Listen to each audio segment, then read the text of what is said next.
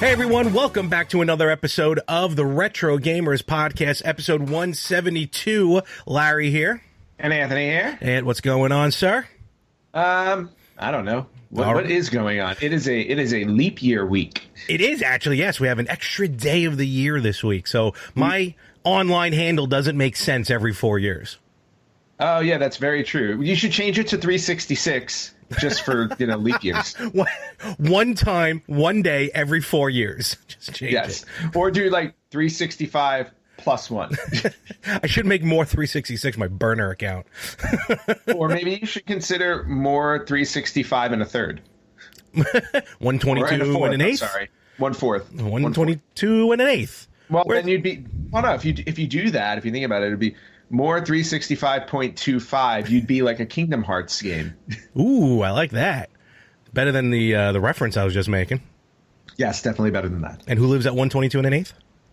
No idea. Oh, really? You're standing on it, dude. What? No? Do I live at 122 and an eighth? Almost. I think you do. It's from the first Ninja Turtles movie when the Domino's guy is delivering. Oh, yeah, okay. I don't know that movie that well. Wise man say, forgiveness is divine, but never pay full price for late pizza. So, I love that movie. The movie's fantastic. The only movie me and my parents saw together in the theater my entire life. Mm-hmm. So, really? Yeah, my dad doesn't go to the movies. Oh, no, I would think that you guys would go see like Saving Private Ryan, like stuff. I know he would be big into those. No, he is when they're released on home video and we can watch them at home. So, fun side note, especially for those who know my father, this weekend we watched the new Midway movie, which is phenomenal. Okay. And it's the first time we both saw the movie, but my dad's giving me spoilers because it's actual encounters of what happened. He knows what happened. Oh, forget about it. I mean, the little stuff. Yep. He's like, well, there was a bombing over here. What if they announce it? And then boom. Bombing of so-and-so. I was like, oh, okay. It was actually very funny. So he just gives away the whole plot because you don't know your history. Hey, no, I know my history, but it's the little details. No, I know. It's hysterical. So, in any event. But that wasn't the only thing I was doing this weekend, as I was very busy this past Saturday, my friend. Yes, you were. I saw our Facebook feed was really hot on Saturday. Yeah. It was not only with myself. We Larry and I, for those who don't know, are doing a video game challenge this year, and the goal is to complete as many retro games that we've never completed before. And our motto, I think the going motto is quantity over quality. No, your motto is quantity over quality. I'm trying to play enjoyable games. I've enjoyed every game I've played so far.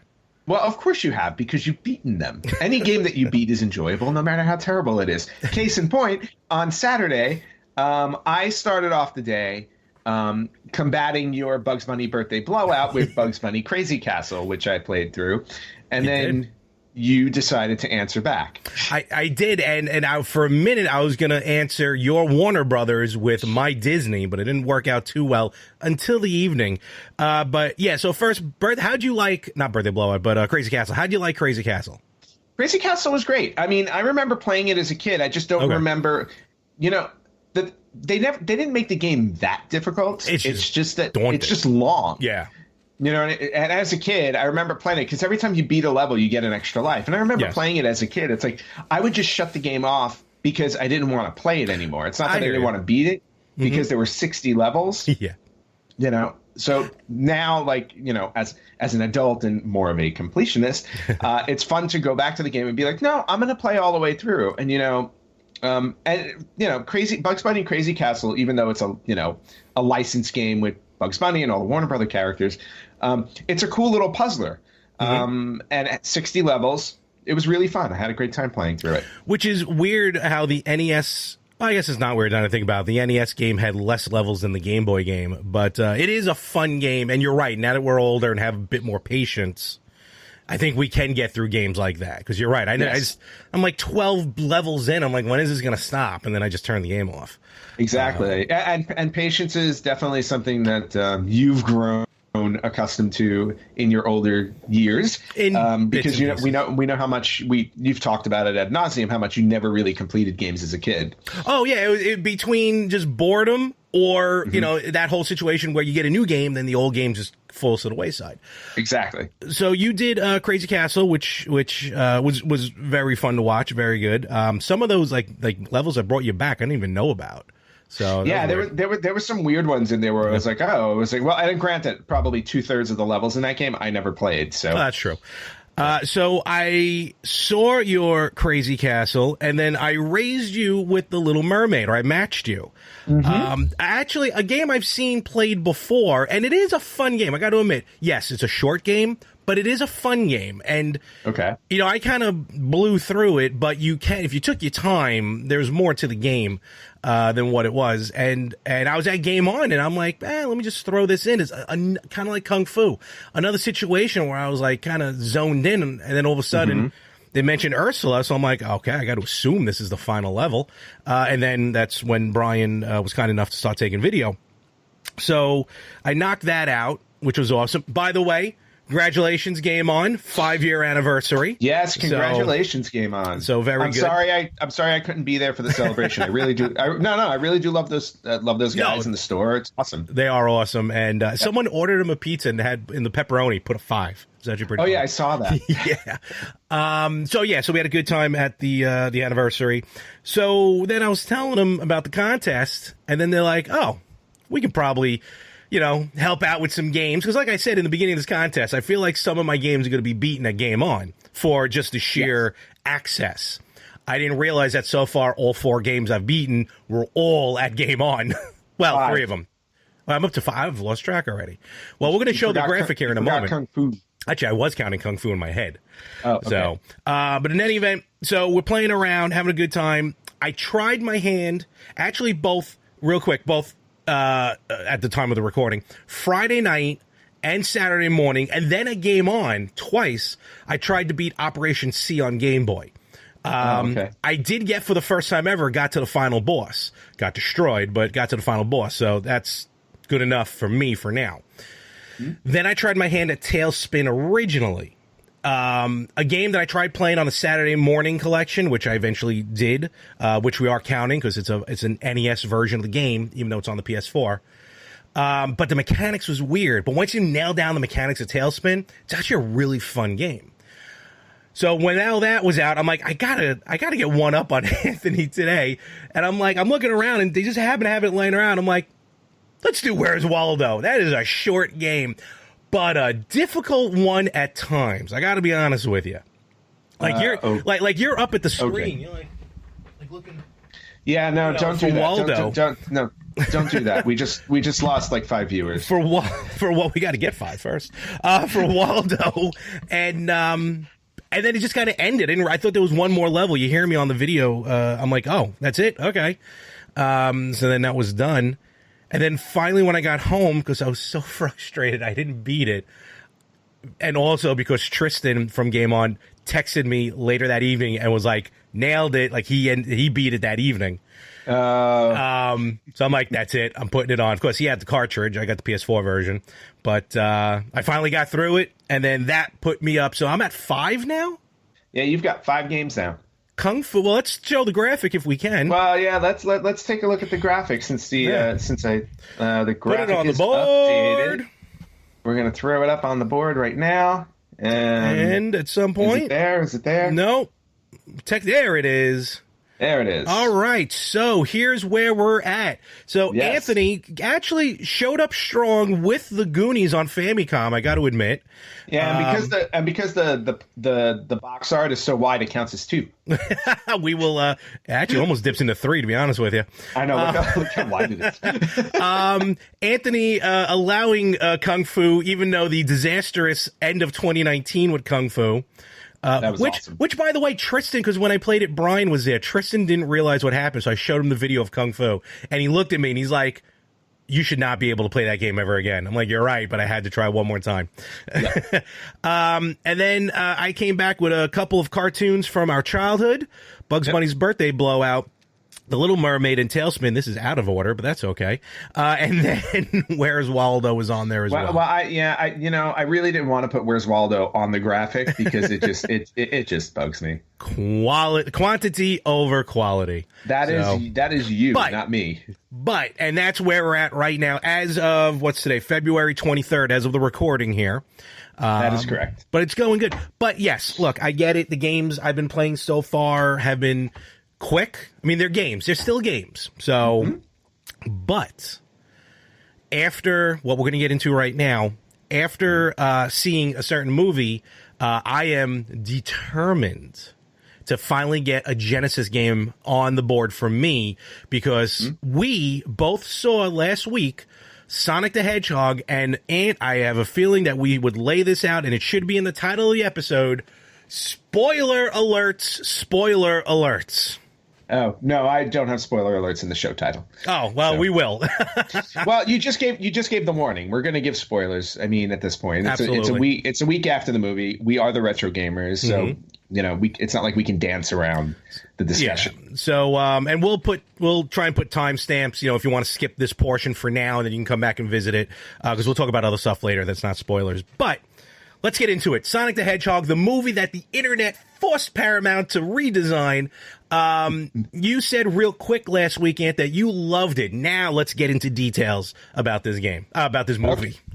I loved it. Awesome. All right, folks, we'll see you next week right here on the Retro Gamers. What was it about it that you loved? Let's start first with story, because we've already seen the redesign of Sonic from the trailers. Yeah, we've seen the redesign, and it was kudos to Paramount. Was it Paramount or Sony? Paramount. Yeah, kudos to Paramount, yeah. For actually going back and listening to the fans and fixing this. Now, granted, there's a lot of back and forth discussion regarding should fans be allowed to influence how a movie gets made. My response is yes, because you're vying for our money. So if you're getting that much of a negative response from the beginning, and it's something that can be addressed, then by all means, I think it should be. Granted, you can't go back and redo an entire movie because somebody's unhappy. But this was one of those weird things where it's like, oh, we know this is CGI, so we know you don't necessarily have to go out and refilm anything. It's really just going back into going into your computer programs and fixing this guy. So yeah, and that's what it. You're right. You maybe not dictate story, because there's a discussion saying the writer owns the story, it's their point of view and stuff. But we're talking about an existing character that we all know and love, and to do that drastic, especially after a movie like Detective Pikachu, which shows you can pull him straight out of the game. Yeah, exactly. Because that's how we see them. Exactly. And to be honest with you, I probably wouldn't feel the same way about the film had I looked at the original Sonic in there, because to be honest with you, he was so jarring that it would have distracted me from the rest of the film. I would have just been looking at him and been like, God, he just looks creepy. And even we've already dropped the spoiler alert, so I think I can say this part at this point now. If they would have kept, and I told this to Brian from the Playable Characters podcast when he messaged me about the movie, if they would have kept the original Sonic, the cameo at the end of the movie, which, look, all fans have got to understand and realize, Tails appears at the end of the movie very quick, setting up a sequel. What in the hell would Tails have looked like if they would have kept the original Sonic design? I don't want to know. I really don't want to know. It would have been terrible. So let's just leave it be. Exactly. Let's just assume that when the Backlash came out, they hadn't done that yet. Yeah. Oh, and a fun one, Tails' voice in the movie, same as in the video game. Oh, nice. Yeah, so that was good. That's awesome. Yeah. So then getting back to actually the story of the film, what I really enjoyed about it, because this is my pet peeve with any licensed movie. So in other words, a movie based, or an adaptation, whatever you want to call it, a movie based off of something that already exists. So, your Street Fighters, your Mortal Kombat, whatever it is. My biggest pet peeve with all of these films is that they always tend to want to cram in as many characters as you can find in the game. So it's like we have this whole library to pull from, so let's just pull all of it. And And the biggest mistake behind all of that always is it's overload. It's too much. It's too much to process. It's too much to deal with. And hold on 1 second. Okay.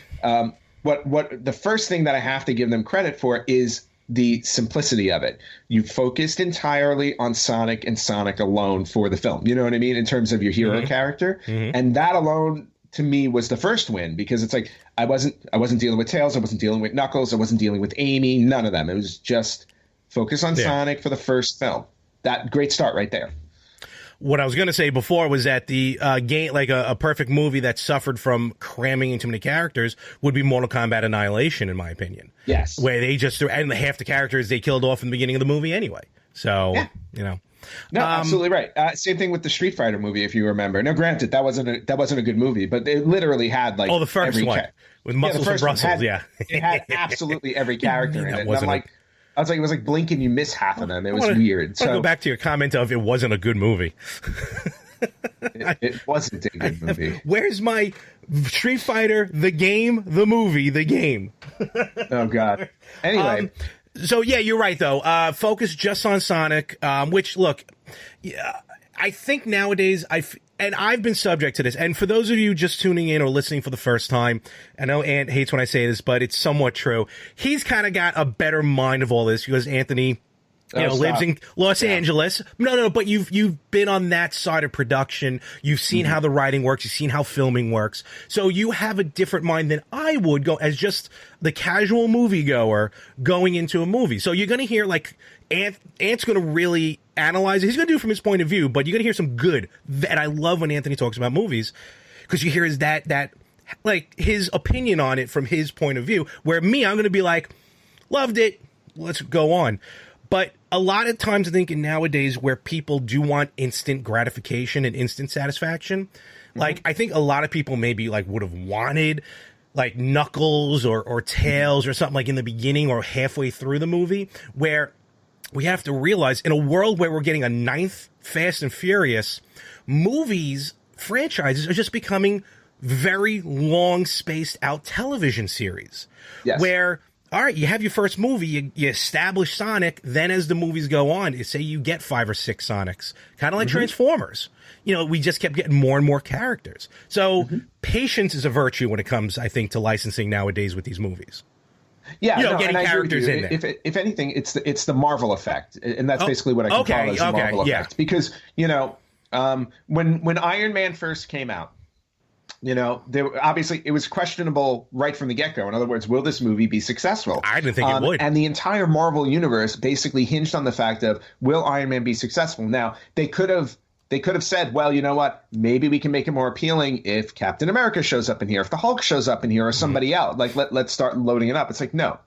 Marvel started with, we're focusing on one character. We're going to make the best possible story, and we're going to do the best possible character development with him. And if this succeeds, now we have a plan for going forward. And they always had their plan from the get-go, but it's still hinged on one film's success. Yeah. Now, prior to Iron Man, you saw them make attempts with like Hulk and the Incredible Hulk and other ones, and they didn't do as well. Yeah. But they decided, like, this is where we're going to focus, and this is going to be our plan, and it worked out. And everybody since then has tried to replicate that formula. DC has tried to do it. They didn't do it that successfully because, again, in the rush to catch up, they just went all at it, where it was like, oh, we want to do what Marvel's doing, but we're going to do it in the way where it doesn't work as well. So in other words, introduce multiple characters at the same time and try and fast track our way to an Avengers movie, which was Justice League. So they kind of fell back to that old style of, do too much too fast. Other franchises are learning with Marvel, like with the Marvel way. It's like, no, it's like you got to pace this out. And that, again, and Sonic, I felt like really did that. We just focus, and I said we just focus on Sonic, but really there are 2 characters we're focusing on, and it's Sonic and Robotnik, because Robotnik gets a good amount of screen time too, as he should, almost equal to Sonic. So we're really establishing the hero and the villain in this film. We're not really focused on anybody else. James Marsden is, basically James Marsden is us. He's the audience's eyes in the film. We're basically learning everything as he's learning everything, because that's what you need. We need that guide to get through a film like this, because we're dealing with quote, kind of otherworldly elements in a sense, or fantastical elements. I was going to say, and the James Marsden aspect of it, where like the human side of the movie. All right, fine. I mean, Robotnik's human, but that he's still from the game, but you add like this real world into it. I think I read on IMDb, like one of the original ideas at some point, like a side story, is that, and I don't know the actress's name who played his wife in the movie. I mean, I don't. Oh, I can't remember her name. Right. She was great. She was fantastic. She was awesome. They wanted a part, which almost looked like it was leading to it. Like they wanted a part where like their marriage strains now because he's trying to save Sonic. He was supposed to get a job in San Francisco, all this stuff. Yep. But they didn't do that. Like they kept them strong as even to one part where she's like, okay, as you can tell, I'm keeping my composure. There's a blue alien in the other room, and I've been cool about this whole time. And I like that aspect because I felt like that's almost like an automatic go-to where this alien disrupts the lives of somebody, but they're really it's just a one long fun adventure. And that's what we got out of this movie. Ultimately, story-wise. Real quick before I forget, were you the only one in your theater who got the joke about the mushroom planet? Yes. So was I. Okay. So in the trailer, you see Sonic jumps through different worlds with the rings. And for those of you who are like, he's never done that in a game, I forgot which one it is, or in the comics, everything that happens in this movie either comes from the games or the comics or the animes. So there's a lot mixed. Even a thin Robotnik started off like in one of the comic books, and the comic series leads to how he got fat and bald and everything. But in any event, in the beginning, Sonic's like, well, the next world I got to go to is this mushroom world. It's all mushrooms. Who wants to live in a world of mushrooms? All you hear in my movie theater is, ha! One lone laugh, which was me. And I wanted to get up and be like, really? There's no one else who's getting this inside joke? So I was very upset at that. Well, that's okay. I mean, not everybody is as well versed in games. It was a packed crowd. Right. Well, there's nothing I can tell you there. I'm not looking for justification. I'm just looking to talk about it. Okay, so going back to the story. Yeah, going back to the story, and I think you hit the nail on the head with that, with James Marsden and his wife and the relationship. It's a cliche. It's like something happens, upends their world immediately. It's again, husband and wife have issues because they don't know how to adjust to this X factor that's thrown into their lives. Yeah. And to your point, I like the fact that they didn't go the cliched route. And it's like, you know what? Instead of them separating over it or arguing over it another way, it's like, no, she's in. She's all in. But if you pay attention to them earlier in the film, for the little bit of time that we do get to spend with them, they never really give you a sense that there's going to be a crack between them. So if they had done that, it kind of would have come out of left field and would have actually felt a little false. It would have felt like just a plot device. It would have been like, oh, you're just inserting this here to add tension and drama, when in all honesty it wasn't needed. And again, this goes back to my original comment of they kept the story simple, they kept the conflict simple, so you didn't need that extra element. I absolutely agree. I just thought it was going to happen, like you said, Ant, because it's cliche. I'm used to it happening. In Ted breaks up the two of them, I can't remember who was in the movie, but in any event, Mark Wahlberg and Mila Kunis. Mila Kunis, thank you. Mark and Mila, breaks him up for a little while, and that's what I was expecting here. But I was happy that didn't happen, and we got a lot of good, action, a lot of good action in the game, in the movie. Anything else like you want to say in your end as far as like how the story came off? Did you feel it was based on what Sonic can do in the history of Sonic? Did you think the story itself was strong? Look, I know it's not Oscar worthy, but for what it's worth. No, I thought. Well, if I'm really dissecting the story, it's like to me, don't. No, but go ahead. Don't. I'm not going to. I know. I would honestly categorize the story as basic. It really was basic. There was nothing. Yeah. There was nothing super complicated about it. Alien on another planet comes to Earth, meets another human who has to help him against a foe. That's pretty much the basic story. There's nothing really super complicated in it. But again, for introducing an audience into a genre or a world where, let's face it, up until this point has pretty much been a almost complete and total failure in the film industry. Mm-hmm. True. You know, gaming. Gaming. Yeah, movies. just game. Yeah, video game adaptations have not fared well at all. Yeah. So I think that their focus on keeping it basic and just really telling a simple story is why this film, to me, is a success. You didn't overload me on information. You didn't try and make it. Too goofy. So in other words, perfect example. Yeah. Yeah, perfect example. In the video game, at the end of every level, Sonic frees a bunch of, animals that Robotnik has captured, right? We didn't have any of that kind of nonsense where you had like a whole bunch of animals getting freed and joining Sonic in this whole thing, Like there were other ways they could have gone, and that's why I think that it worked really well because they chose not to. Okay. And I can also attest to the fact that I brought a friend with me who had never played a Sonic the Hedgehog game before. Okay. Wow. And it's actually kind of a video game newbie. He's one of my friends that I played Dead by Daylight. Was he on the episode a month ago? Yes. The one I was Yes. Yeah, my friend Russell. Yep. He came to the film, and I dragged him to it. I said this last week. I dragged him to it because he made me watch Underwater with Kristen Stewart, and I told him, no, you're coming to Sonic now because of this. But at the end of the film, I looked over to him and I said, what did you think? And now he's also in the film industry, and he's probably deeper in it than I am. Oh, really? Employment. Oh, yeah. Yeah. Okay. He's worked in entertainment his entire career. Cool. So I turned to him and I said, okay, what did you think? And I'm expecting basically me, skewer the way that I would skewer a film. And he just looked at me. He's like, I really enjoyed that. I did not expect to enjoy this. And I'm like, done. I was like right there. I go there. And that's to me. Yeah, to me, that's awesome because, again, in terms of this video game genre, casual film goer in that sense. But just overall, the general, the story, the pacing, the characters, like he was very happy with all of it. And I'm like, okay, I go, and to me, that's what's making this film a success. They managed to hit all the points without overloading and confusing anybody. Absolutely. Two things real quick. One, do you find it difficult to enjoy a movie just casually because you know a lot of like how it goes into work and what you want to do when you do your writing and everything? Do you find it really difficult? No. For some films I do. Okay.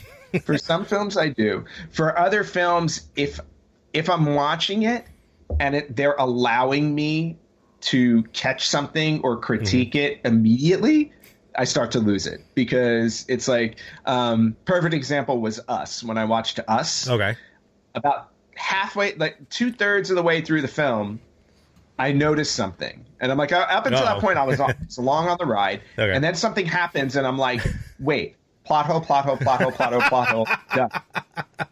And I sat through the rest of the like I literally sat through the rest of the film like this. None of this. Someone called AAA. But like you go into a movie like this, again, you're not, and when I say we know it's not going to win an Oscar, meaning like it's not made to be the next Citizen Kane. It's just some movies are just made to be fun. Yeah. So that's all right, cool. No, and that's what this was. This was really just a fun romp. I mean, if I wanted, I could sit down and dissect. Oh, you could destroy this. I know you can. Yeah, I mean, but I meant, yeah. I don't want to because I enjoyed it. Yeah, it doesn't need to. Yeah. I don't want to start going into nitty-gritty details that are going to kind of take away from it because overall, when I look back on it and I go, it was an enjoyable experience. I thought it was a really good film.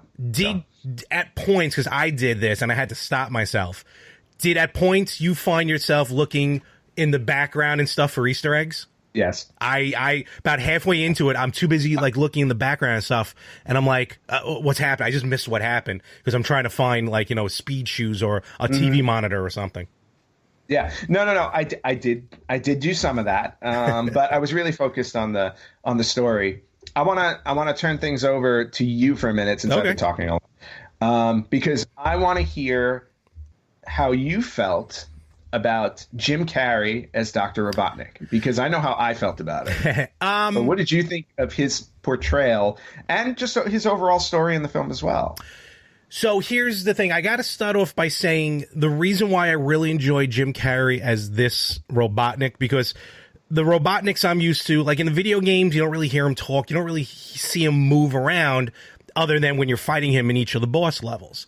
Right. In the old 90s cartoon, the one that Jaleel White voiced Sonic on, yeah, he was a bit goofy, but he wasn't eccentric as much. Mm-hmm. So I never really got much of, like in my head, I never envisioned what Robotnik could be like until I watched Sonic for Hire on YouTube from Lowbrow, and it was on Rooster Teeth, which is, again, we've talked about it before, hysterical.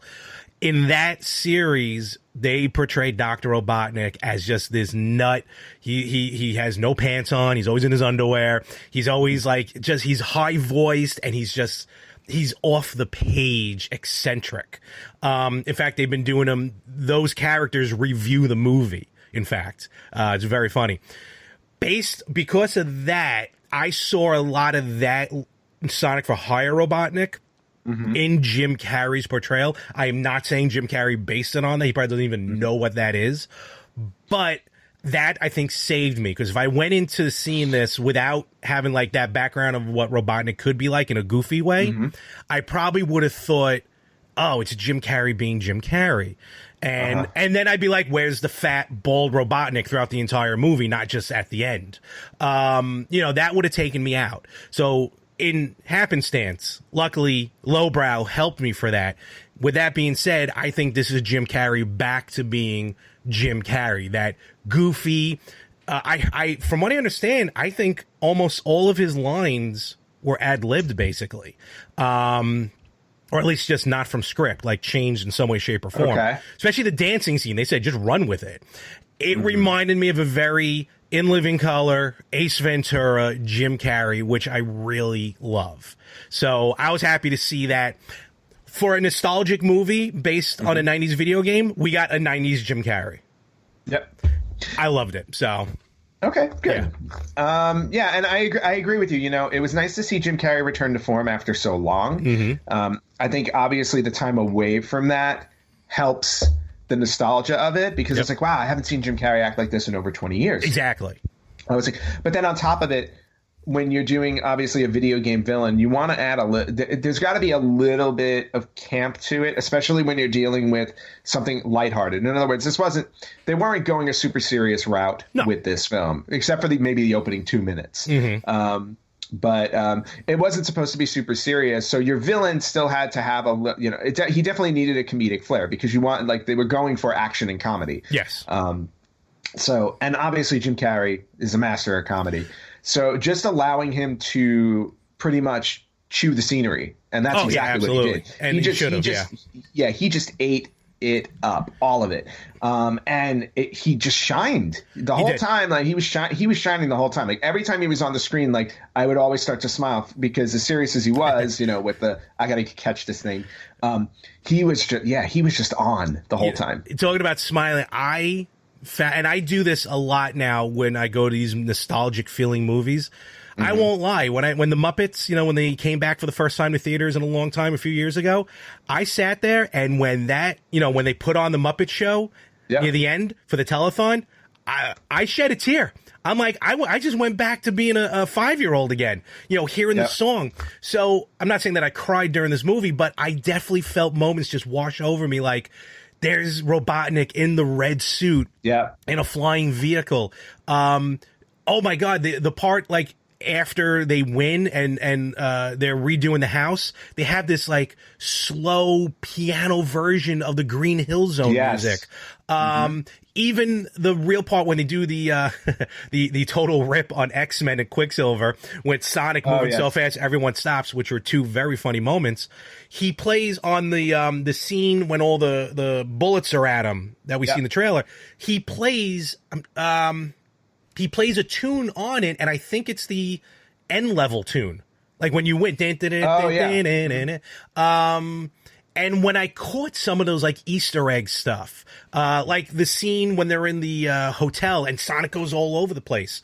There's one part where you see him on the edge of the table and he's doing the wobbly thing, like when you're on the edge of a cliff, and I just catch myself smiling. Like just the only, like I can equate it to when we talked about it on the podcast way back when we first had Josh on. The only good thing about the Power Rangers movie that came out a couple years ago is when they started playing the Power Rangers song when you see all the Zords coming out. That was like the only. I disagree on that entirely. Oh, I mean, there's other stuff. I mean, we talked about it back then, but when I hear like "Go Power Rangers," I was like, yes. So, the overall feel, and then even the part which did get me a little bit. I'm like, when Sonic starts talking about how he's been on Earth for 10 years, but he's been alone, and here he is, with the Donut King and the Pretzel Lady, and and he's like part of their family without being part of their family, and how he, really doesn't want to be alone anymore and just wants a best friend. I was like, keep it in. Don't cry at a Sonic movie. You can cry at a Muppets movie, but don't cry at a Sonic's movie. But that's the stuff I love. And overall, it hit the nostalgia. It did. I think, again, Detective Pikachu helped in the fact that you can pull these characters straight out of the game, and it works. And I think I'm looking forward, because as soon as Tails came out at the end, like you knew he had to show up at some point. And when he came out and he looked like Tails and he sounded like Tails, I'm like, cue this sequel, greenlight it right now. I don't know how well it's doing domestically. I mean, I think the numbers are really good. Well, no, I mean, it did really well over the holiday weekend. It pulled in, I think, 68 million. Okay. They were, and the early estimates for it, I think, for the 3-day weekend were only 40 to 45, and I think it cleared 57.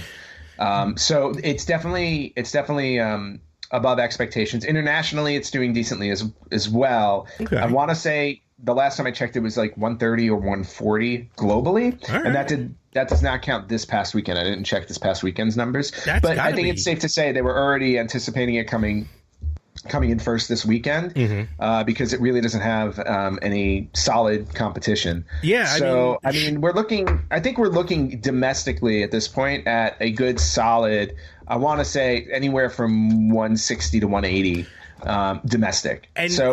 And I think that will be enough to propel it to another film, not even counting the global numbers. I mean, when you put in the global numbers, I mean, I can see this clearing 300, and for a Sonic film, or just, for the film based on its budget and everything like that, I think a sequel is a no-brainer. Sounds good. I mean, short of Detective Pikachu being absolutely fantastic, and probably, I would say the first Resident Evil was probably those two you can say were really successful video game movies. Domestic, Mortal Kombat as well. The first Mortal, you're right. The first Mortal Kombat. Mortal Kombat. But Sonic is I mean, I think Detective Pikachu might have it, but I gotta believe Sonic is going to be up there as one of the most successful video game movies of all time. But bottom line, it did have. Just to interrupt, sorry, but it did break the record for the largest opening weekend for a video game adaptation. Oh, there you go. It did beat Detective Pikachu for opening weekend. Fair numbers. Enough. And do you, kind of one of my wrap ups on this point? Anything else you have we can go with? Do you feel that some of that is because some people may have felt like, all right, they changed it, let's see the movie just because they did us a solid, so let's do them a solid? I actually do think that played into it, but my response to that also is, they listen to the fans, and that's what I said. And I was like, and I think that when studios do listen, they'll benefit from it. And in this case, they benefited from it. Now, granted, if the film was not as enjoyable as I thought it was, and you thought it was, and other people did, because right now, like the cinema score on it, I think is at an A for audience members, which is great. So I mean, this is going to have legs, I think, for a while. But if the film wasn't enjoyable, you would see a steep drop off this weekend. Everybody would have been like, okay, that actually turned out to be crap, even though they fixed it. And I don't think, obviously, it would have just sunk. And then tell your friends not to go. Right. But because it was a good film, like I've told all of my friends, I said, no, I go, trust me. I go, it's enjoyable. And on top of it, it's a family film in February. Yes. And that's the other thing you got to look at. I go, this is a movie you can bring your kids to. And February is not really a very popular area for kids films. Okay. It's just not. Right. When January, February tends to be the dumping ground for films that you tend to know aren't going to do well, between that and your Valentine's Day romantic film. Because you're coming out of the holiday movies and it's just so much. Yeah, like end of the year is usually where they try. You have holiday movies. They try and squeeze in whatever Oscar contenders they want to do before January hits. Oh, okay. And then you've got like kind of this January, February, which is, it's usually kind of quiet. Yeah. You'll usually see some horror movies pop out around this time because, again, just modest stuff. Yeah. Then March it starts to pick up a little bit, and now April's kind of seeping into the summer movies now. Okay, I gotcha. So, right. yeah. So this is like if you've ever noticed, Fast and the Furious actually takes advantage of April. They usually release their movies in early April so they can ride the wave. Oh yeah, before true. Yeah. some of the monsters. So yeah, there's a timing to all of this in terms of when to drop a film. And January and February is usually like, all right, let's drop the films we know aren't going to do that well. Okay. I was like, but Sonic, of course, I thought it was actually kind of very strategic because they may not have been sure how this was going to do, and it's turned out to be a great success. Also originally supposed to come out in November, so they probably didn't want to delay it too much. Yeah. You know what I mean? Probably. So February just ended up becoming a date to do it. Well, and I'll be honest with you, I'm actually really happy that it didn't come out in November because I honestly think if it came out in November, it would not have performed as well as it is now, as it's doing now. Even if it had the correct looking Sonic? Yes. Okay. Yeah, because November you're talking about holiday. You're getting into the holiday season, and November Disney had Frozen, and there was another big holiday film or November film over there. So I didn't like where they had placed it originally. So I was happy they moved it to February. Cool. All right, so we got one thumb each because the 2 thumbs up is copyrighted. So 1 thumb up each, I think, for Sonic. You got any other stats or information about the movie? I don't. Which finger are you using? Oh, okay. Well, none of your business. Anything else you want to any fun facts or anything about the movie you have, or? No, I was save after the break. I was gonna go into some like stuff you may not know about Sonic, but I think we've kind of talked enough Sonic at this. So yeah, fair enough. Sonic. I like how Sonic made it in. Sonic. The meme. Well, what you know what I didn't hear in the film? What? Sega. All right, Larry, it is time for this week's Did You Know? Ooh, all right. And I went straight for obviously the theme of our episode, and I have a nice little Did You Know piece about Sonic the Hedgehog. Oh, shocking. All right, what do we got? All right, very big surprise. But did you know that Sonic's original name wasn't Sonic? Ooh. Did you know this? No. Was it? Okay. Was it Miles? Like, did they try and? No. Oh, okay. So originally, now, and we also know this, Sonic originally was not a hedgehog. We've talked about this before, so maybe this is a little extra. Did you know? Oh, I forgot Sonic about was that. originally supposed to be a rabbit. Yes. I forgot about that. Which makes sense considering how fast he goes, right? But then they wound up going with the hedgehog because they wanted to do something different, something cooler. And we wound up with the hedgehog. But Sonic's original name, or the original idea proposed by designer Naoto Oshima, he wanted to name Sonic Mr. Needlemouse. I feel like that's just a poor translation. I feel like it sounds... No, what I'm saying is I think it sounds a lot cooler in Japanese. It might sound cooler in Japanese, but that was actually the name they were going to go with was Mr. Needlemouse. So Mr. Needlemouse the Hedgehog. I'm sorry. I find that hysterical. Keep going. I'm going to be here for a while. Well, no, I mean, there really isn't that much more to say, but I will say this. For anybody who questions how legitimate this was, later on in the development of Sonic, when they were developing Sonic the Hedgehog 4 in 2009, the original code name for the game was Project Needlemouse because they wanted to keep it a secret. Yeah. So, sorry. Pause for edit. Yep. So they were originally going to call that Project Needlemouse. We can sneeze. We're allowed to. Okay. They called it Project Needlemouse based off of the original name that they were going to call Sonic. So it's just a cool little tidbit of information about Sonic. I mean, I can't imagine him being named Mr. Needlemouse. That would just be absolutely absurd. I will be beating Mr. Needlemouse at some point this year. I will never call him Sonic again. I think just the Mr. is what really adds to it. I love that. And then just another little tidbit since we're doing Did You Knows, and I'll throw another one out there at you. Did you? In terms of Sonic's backstory, he was originally supposed to be the leader of a rock band. Oh, that's weird. Yeah. And the rock band, they actually did this. The rock band consisted of a parakeet, a monkey, a rabbit, and a crocodile. sounds like a bad Star Fox. And on top of that, to add more to the backstory, he was also romantically involved with a woman, not a female hedgehog, but a human woman named Madonna. Oh Lord. Well, that happens later on in Sonic Unleashed. So yeah. So there were other little bits, but I really wanted to focus on the name thing. So Mr. Needlemouse thankfully changed to Sonic the Hedgehog, and that is this week's Did You Know? All right. I am never going to get over Mr. Needlemouse. No, nor should you. But I will say earlier, you did say during our mini segment that you're going to beat Mr. Needlemouse, and I just don't think you should say it that way. Oh, okay, fair enough. But I'm gonna let's leave that there. I am printing up new Genesis labels for any Sonic Genesis game I have. Okay, so Mr. Needlemouse and Tails, Mr. Needlemouse and Knuckles. There you go. There's the one to play. There's the one.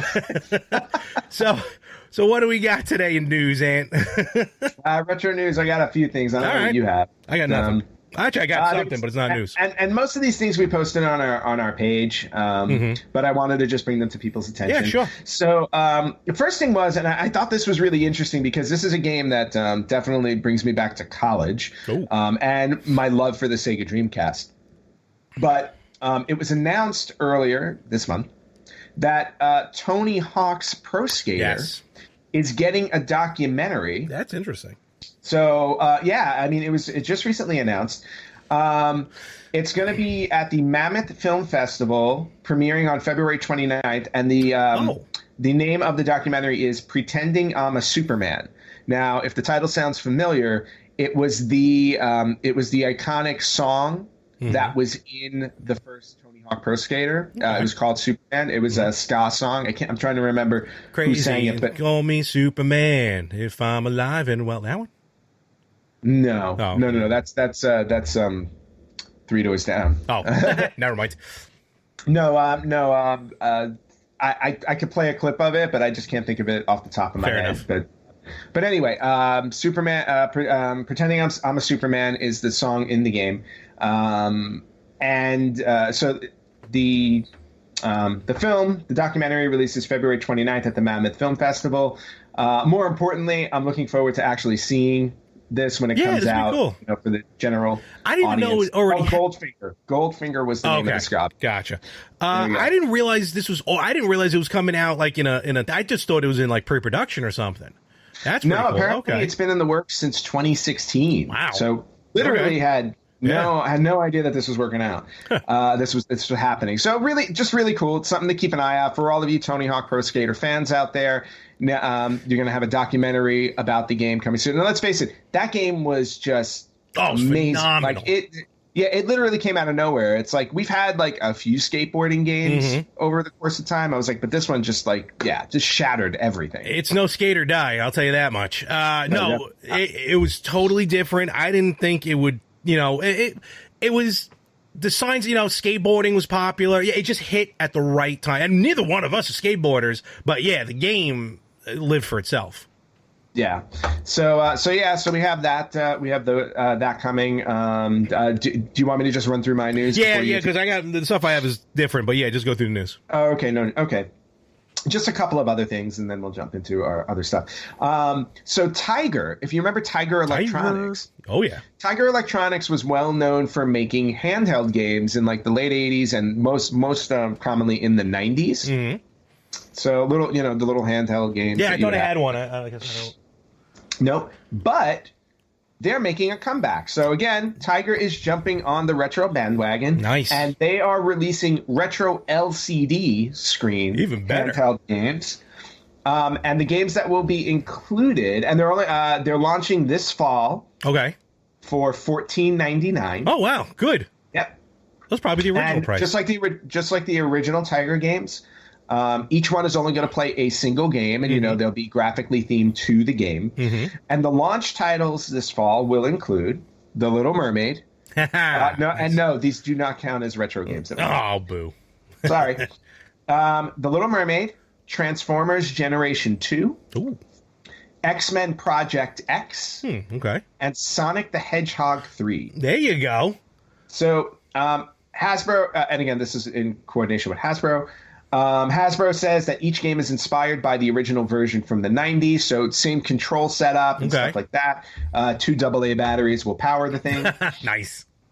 So I'm actually looking forward to the X-Men one because I did own it. Okay. I remember owning X-Men, and I think I owned Sonic. I just don't remember if it was Sonic 3 or not. I don't remember. Definitely had other ones. I have no idea how Sonic would play on that. Oh yeah, I do. I remember. It plays good. Yeah. So we're getting those in the fall. They're actually available for pre-order at GameStop if you want to pre-order them now. Just don't put any money down in case GameStop's not here come fall. I will be pre-ordering those later.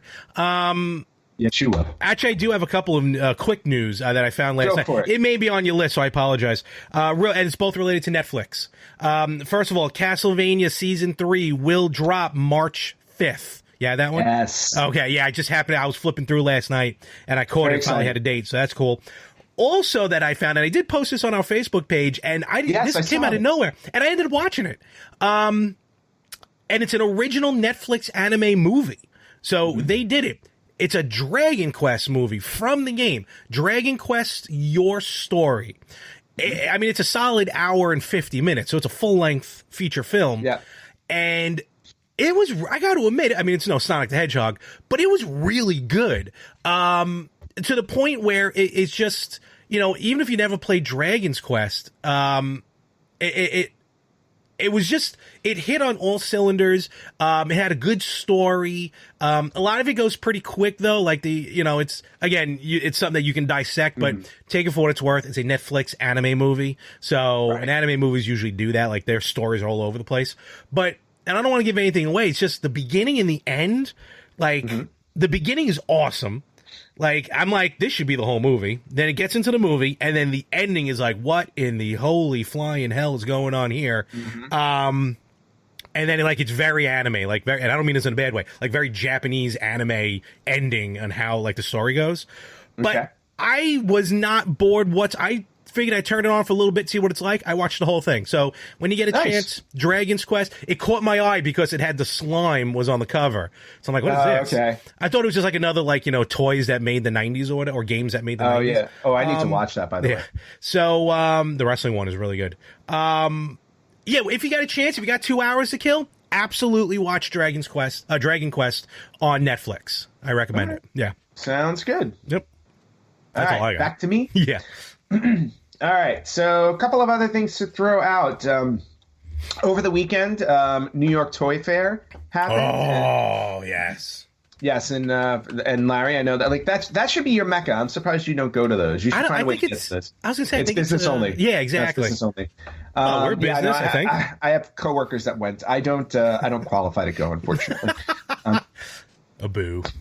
That's okay. I qualify for Comic-Con. I'm all good. This is true. So anyway, Funko announced. I'm surprised you didn't pull this one out. Oh, if you go to my Facebook, my Instagram page, more pop vinyls, MOHR pop vinyls, I did post a lot of the ones that I'm interested in. Okay. As far as pop vinyls are concerned, so go. Yeah, but in terms of pop vinyls and video games, Funko has released that they had announced earlier that there were 4 new Pokemon pop vinyls coming. Now they have announced 4 more 10-inch Funko Pops. Yep, the big ones are coming out. That are coming. I'm sorry. They're not all 10-inch. They've announced a 10-inch Funko Pop Mewtwo that will be exclusive at Target in North America. Okay. And then they announced 4 new Pokemon pop vinyls. And the new ones will be, the previous ones that they announced were Mr. Mime, which I actually want, Mr. Mime, Mewtwo, Pichu, and Vulpix. Those were the first 4. Now they've announced, and I got to say, I do like this one that I'm looking at right now. They've announced an angry Pikachu. Yeah, I do like him. Yeah. And he looks awesome. A hissing Rattata. Yep. A happy Growlithe. Yep. And Cubone. And Cubone actually is holding the little bone in his hand. He is, yeah. And it's a little depressed Cubone. When I saw these, I thought they were like Detective Pikachu releases, but no, they're Pokemon. No, Cubone looks like Cubone. Yeah, they are the original Pokemon characters. So we got some more Pokemon Pops on the way. Looking at Larry's going to have to build another shelf. Oh, don't even get me started because I already ordered the Back to the Future 35th anniversary Pops. So oh boy, those are on all 12 of them. I didn't realize Mewtwo was a 10-inch supersize, so that's pretty cool. Yeah, that'll be cool. They also, gaming wise, you can pre-order right now the Contra Pop vinyls on Amazon. Oh yes, and they're like $11 each. Yeah, you know, I've been trying to downsize my stuff. They don't take up much room. No, they don't. But when but if I say that every time, I would be a hoarder. So, case in point, my Funko Pop room. And the last bit of news that I have was actually also Pokemon related, but there was eBay had announced to Nintendo Life, which is one of the sites we check for news, that in 2019 they did a recap of the best-selling Pokemon trading cards on eBay. On eBay, yeah. And they listed what were the top 5 most expensive Pokemon cards sold on eBay last year. And I just have to call this out because this is absolutely insane. Let's do it. I'm going to go through it really quickly. Number 5 was the Pokemon Japanese 20th Anniversary 24K Gold Pikachu promo card Giza Tanaka. Say that 3 times fast. Got all that? I think so. $12,500. Ooh, nice. That was number 5. Number 4, 1999 Pokemon game first edition holographic Charizard, which I know is a really expensive card. Yeah, that is, yeah. $14,000. Wow. Number 3, first edition Shadowless Charizard, PSA 9 out of 10, which means it was a graded card. Yeah. $14,500. Dang. Number 2, 2005 Japanese Umbreon Play Promo Gold Star Holo, PSA 10. Ooh. So mint. Yeah. $15,000. Wow. And the number 1 Pokemon Ultimate Charizard Collection, PSA 10. Now, 10 out of 9. I don't know what that means. 10/9. It is so good. It's it so transcends. good. It's better than the 9. The highest is a 9, but you got a 10. First edition, $18,500. Wow. Those are some pricey Pokemon cards. If you've collected Pokemon cards as a kid and you still have them and you didn't dog-ear them to hell because you threw them in a shoebox, you may want to start going through your Pokemon cards and checking how much they go for on eBay because that is insane. It made me I really wish I collected Pokemon back then. Trade them now. I was in college and it didn't make sense to me. That's true. That's nuts. That's everything I have. That's everything I have for retro news. I got 2 things just actually super quick that reminded me. One, as of right now, speaking of expensive stuff, as of February 23rd at about 11:15 a.m., the current bid for the Nintendo PlayStation is at $300,000. Wow. And the bidding ends.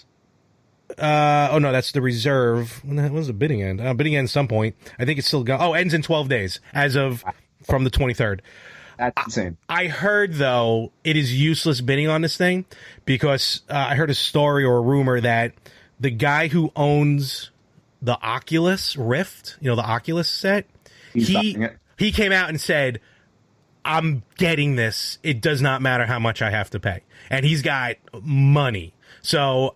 I just envision him putting in like that max bid of like $2 million and just it doesn't even, it's useless to bid him.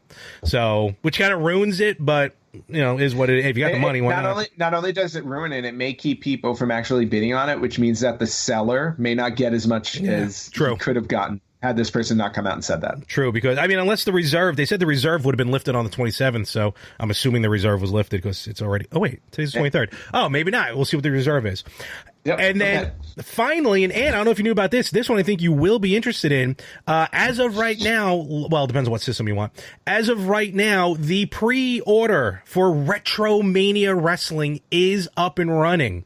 I saw. Yes, and I have officially pre-ordered mine. If you go to systems? I'll tell you that in a second. Go to RetromaniaWrestling.com. That's where you can pre-order it.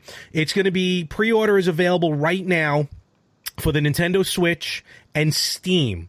Due to their rules, how they do it, Sony and Micro for the PS4 and Xbox One. As of right now, pre-orders are unavailable, but when they can, they'll get those up and running closer to release. They just literally can't do it right now for those two systems. Okay. The game is expected to come out in July of 2020, so this July.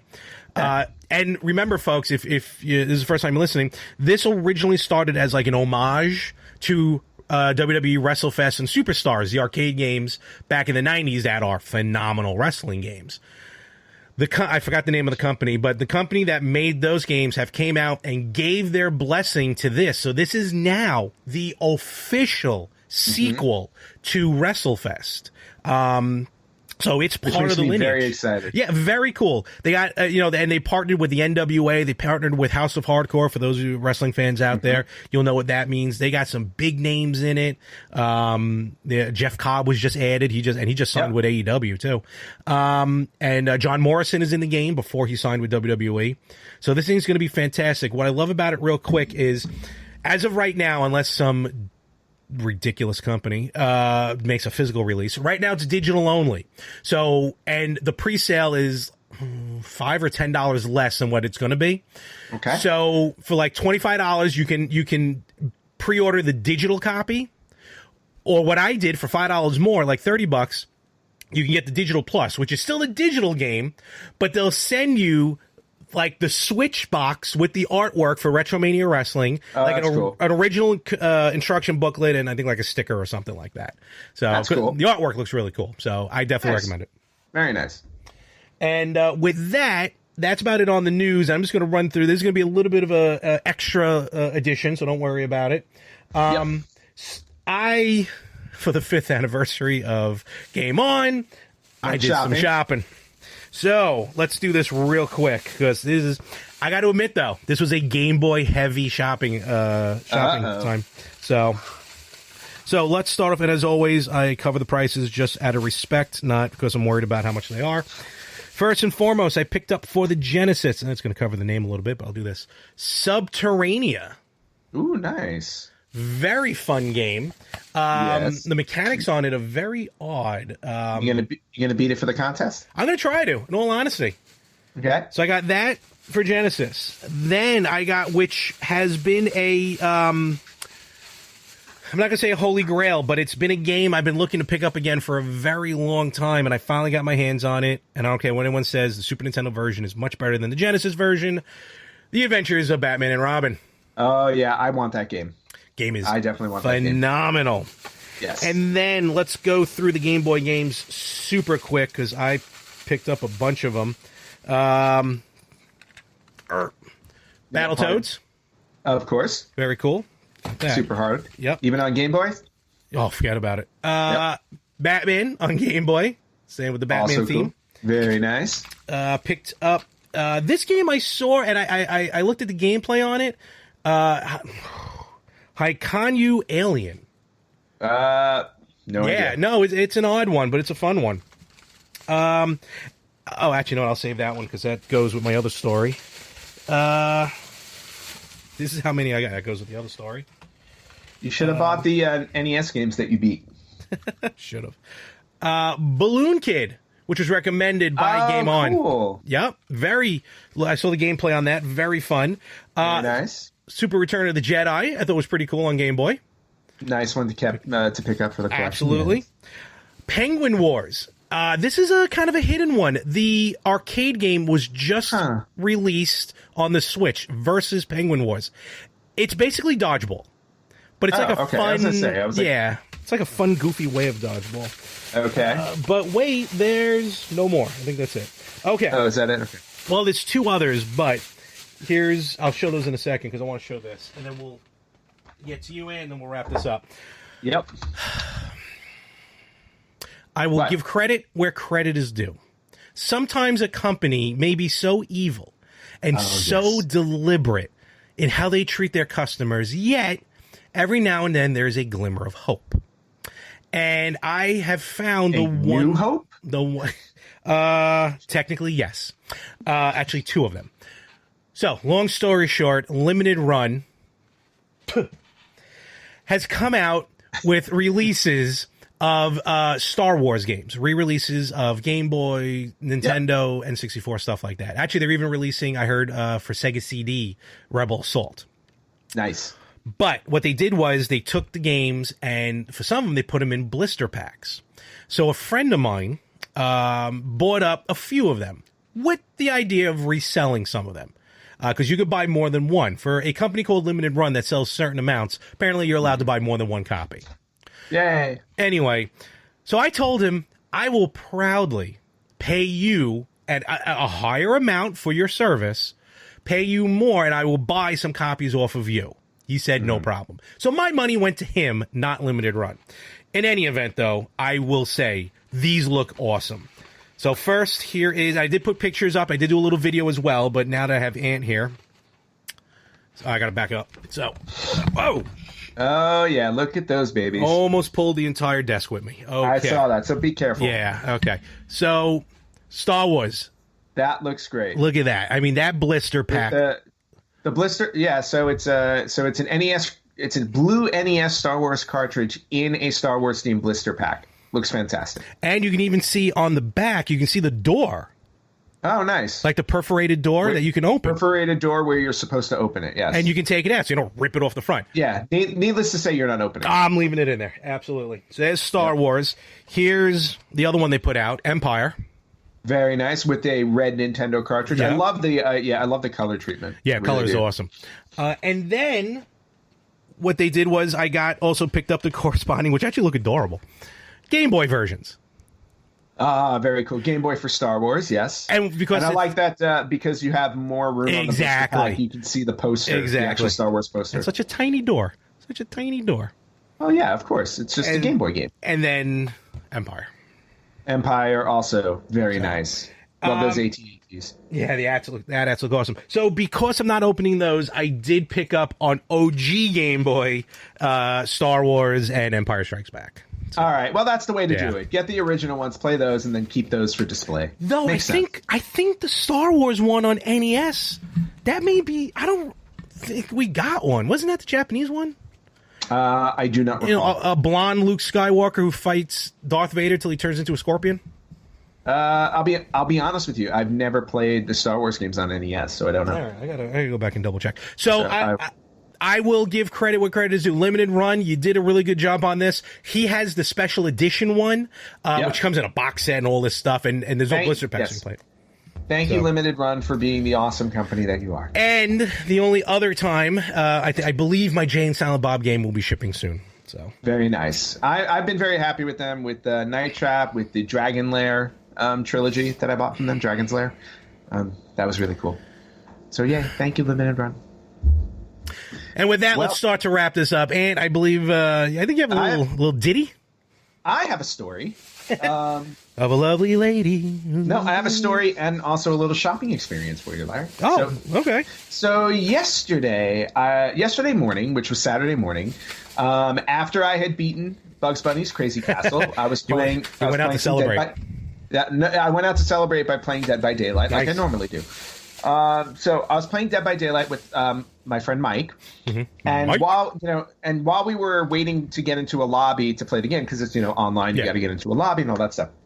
While we're waiting, I'm flipping through Facebook, and I pop over to Facebook Marketplace, and I'm like, okay. I was like, every once in a while I just go over there for the hell of it. Yeah. And right at the top of Facebook Marketplace, because obviously it knows I look at video game posts. No, it hears that you talk about video games. True. It does. It hears me. Hi, Mark Zuckerberg. So I was looking at Facebook Marketplace, and right at the top there is an estate sale, and those can be good. Yeah, and those can be really good. So I'm looking at the estate sale, and I'm like, okay. I was like, why did this pop up? Real quick, for those who don't know, an estate sale is basically someone died and you go into their house and start buying stuff from their house. Yes. Because their family doesn't want to get rid of it the easy way. Yes, and to be perfectly honest with you, for me, they're very depressing, so I'm not lying. You're right. I agree. Yeah, I don't go to them. I'm like, because it literally is, somebody's dead, please take their stuff. We don't want it. Oh, no. Please pay for their stuff. We want your money. Right. Please buy their stuff from us before we have to give it to Goodwill or throw it in the trash. Oh, the estate sale here is going to be phenomenal when they find me like 3 months after I'm dead. Oh, forget about it. It's going to be awesome. Wait. That's not, you're not giving me that stuff in your will? Depends on how quick I go. I don't want the pop vinyls. Just give me all the games. What, are you kidding me? Those are worth a lot of money. Yeah, and that's great. I just want the games. So anyway, and the Hulk Hogan figure in the background there. Just no, I'm being buried with that. Forget that. Oh, you're getting buried with that. All right, never mind. I'll dig you up later. So I find this estate sale, and I look on it, and one of the pictures has a bunch of video games. Oh. Okay. And I'm like, ooh. I was like, okay. And then I'm like, all right. I had a bunch of stuff to do yesterday, but I'm like, let me look up the address and just see where it is, for argument's sake, because it popped up on my feed. The house is 1 mile away from me and a 5-minute drive. So I'm like, No, it's not the Playboy Mansion. Finish up playing Dead by Daylight, get in my car to go run errands, and I said, I was like, you know what? Let me just go stop by and see if – and again, this was like 3 hours after the estate sale started. Now, if anybody knows estate sales, there are people, like literally professional people, who will line up for estate sales right when they open or before they open so that they can get first crack at whatever is there. They're checking the obituaries going, all right, this person looked rich. I believe it. I have been to an estate sale. Like a friend of mine did one after his mother passed, and it's awful. Like people literally walk in, and I have to say, like no regard. Oh, no. Like no regard for. I'm so sorry somebody died. It's like, where's this? Where's that? Where's this thing that you posted? And they haggle. Yeah, and then they haggle for prices. Like literally, I was literally watching people walk around, be like, oh, they expect to get that much for that? Oh, please, I'll come back on Sunday when they're desperate to get rid of it. And I'm like, wow. Meanwhile, you're shoving people over. Where are the games? Yeah. So no. So I basically just walked into I went to the estate sale, walked in, and I'm like, I wonder if the video games are still here, because it's like, at this point, it's like 3 hours after it opened. I'm like, and I just assumed based on what I saw, I was like, these will go in 5 seconds. Walk in, they're still there. So I'm like, oh, all right, cool. Game dude didn't catch on? I go over to the guy and say, how much for all the video game stuff? And they had NES, PlayStation 2 stuff, a couple of like random things. Okay. And he's like, and he looks at it and he's like, oh, it's like $200. And I'm like, okay. And I don't mind talking about prices because it's an estate sale. I was going to say, here we are talking about people making fun of him for trying to haggle at an estate sale. Yeah, but again, like these are the people that are doing the pricing with you are the actual. No, I know. People, yeah, like the estate sale people you hire, and to be honest with you, like a company. Yeah, you hire people to do estate sales. I thought you just go around and just start tagging prices on something. No, I didn't realize it was companies. No, in most cases, they hire somebody who does. I honestly never knew that. Okay. So, and here's the thing about those people. They don't necessarily know what stuff is worth. Some of them specialize in certain things and know what certain things are worth, but then for other things, they don't. Yeah. So the guy just looks at it and he's like, 200. Yeah. And he just shrugs and he has no idea. So I look at it and I said, okay, you know what? I really just want the NES stuff. I don't want the PS2 stuff like that. I had Guitar Hero and stuff like that. Oh, okay. I was like, I don't want any of that. I just want the NES stuff. I was like, would you take 100 just for the NES stuff? Runs over to talk to his boss. I gotta talk to my boss. Boss comes back and looks at it. He's like, you want the NES stuff? I'm like, yeah. I said, just the NES stuff. I go, would you give it to me for 100? And he looks at it. He's like, well, he said 200. I'll go in the middle and say 150. Is in the middle? I look. Oh, okay. Never mind. Yeah. So I look at it and I'm like, you know what? 150 I think is worth what they're showing here. Okay. No question. Go into my wallet, and I'm like, I don't have 150 in my wallet. Oops. I look at him, and I said, look, I show him my wallet. I go, I have 138. Take it or leave it. I was like, I said, I have no, I said, okay, yeah. I'm short $12. I was like, it's 138 or I can't buy it. So he's like, fine. He's like, you're getting it for a steal, whatever. So I'm like, all right, cool. Oh, wow. So and he's a jerk on top of it. Yeah. I was like, all right, fine. As if you know what it is. I go, you have literally look at this guy. I go, you have no idea what this stuff is worth. I go, because if you did, I don't think you'd give it to me for 138. Yeah. So anyway, I'm interested to hear what this is about. Okay. 138. I walk away with everything. Now, I'll show you everything as quickly as I So first they threw these in for nothing because I don't think they knew what to do with them. So Tecmo Bowl for Game Boy. Ooh, nice. Well, at least you finally got some Game Boy games. Gremlins 2. That's a fun one. I loved it on NES. It was good on Game Boy as well. And then I don't know if this is. Oh, this is Game Boy Color. Harry Potter and the Chamber of Secrets. Yes, that's Game Boy Color only, actually. All right, cool. So I got those 3. Okay. Then I can see a little bit of a pile there. Oh, nice. 10-yard fight. So these are all NES games. So I got 10-yard fight. Good condition, I'm going to try and go as quickly as I can. Take it, don't worry. Baseball. Ooh, nice. Original baseball. Now, these are all loose carts. These are all loose carts. Okay. Donkey Kong 3. Nice. He shoots him up the butt. Yep, shoot him up the butt. Port Stanley. Double dribble. Double dribble. Dragon Warrior. Ooh, there we go. We're just talking about Dragon Quest. Duck Hunt. Nice. Can't play it, but cool. Excite Bike. Nice. Even better. Wow, a lot of old school stuff. Yep. Flying Dragon, The Secret Scroll. What is that? Oh, I think I've heard of that. I think that's a really good game. Football. Football. Does that play action football? Ghosts and Goblins. Oh, okay. Now, these are all gorgeous looking carts. Yeah, the carts are in good shape. I honestly think these were just like stuck in a garage somewhere. Probably. Oh, look at this. A whole nother pile. Oh, these are alphabetical. Golf. Hold on. Did you buy them alphabetical or you put them alphabetical? No, they were alphabetical when they got them. Yes. God. Ooh, Gyromite. Nice. Hogan's Alley. All original black cartridge, black label games. Black box is what I'm trying to say. Hoops. All right. It's like street basketball. Yeah. Yeah, it's like street basketball. A game called Infiltrator that I do not know. Oh, yes. I played that. That's a fun one. Okay. Your First Conquest this year, Kung Fu. Oh, so gorgeous looking carts. Yep. Holy cow. Muscle. Oh, yes. Remember what Muscle stood for? No. Okay. Mighty Bomb Jack. Great game. Great game. All right, we're getting there. Paperboy. Classic. Our Not a scratch on any of these. Pro wrestling. That is always perfect. That's the whole thing. Like, for the most part, some of the carts have a little wear on them, like the gray portion of the carts, but in terms of the labels, all of the labels look fantastic. Good. Rollerball.